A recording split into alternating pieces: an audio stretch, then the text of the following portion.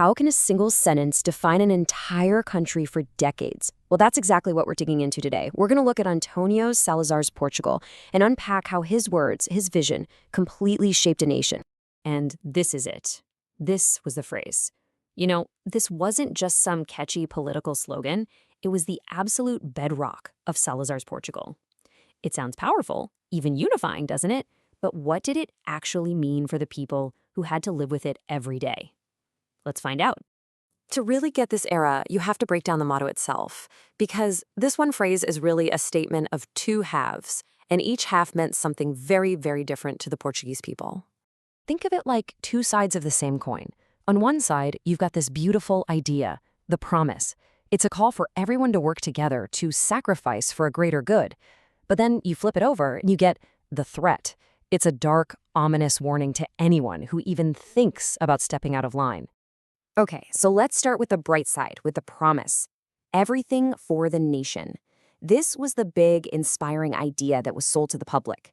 This was the grand vision everyone was supposed to get behind.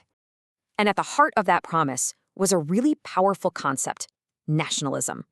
The basic idea was that your ultimate purpose, your loyalty, belonged to Portugal. Everything you did should be for the good of the nation. In a really uncertain world, that kind of message can offer a real sense of stability and identity. So the goal here was pretty clear. Create a society where every single person was on the same page, pulling in the same direction, all for the nation.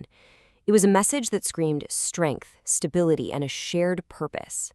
But that brings up a pretty big question, doesn't it? I mean, getting everyone to agree on something is, well, it's pretty much impossible. People just don't work that way. So if this was the goal, how on earth did they plan to enforce it? And the answer takes us right back to the dark side of that slogan, the threat. Because nothing against the nation wasn't just a suggestion. It was a hard and fast rule, and it was backed up by a very powerful and very feared state machine. And there's the stark reality of it. The way you enforce that threat is with a secret police inside a dictatorship. This is how you take a phrase and make it real and make it something people fear. So what does that look like in daily life? Well, it means the state is always watching.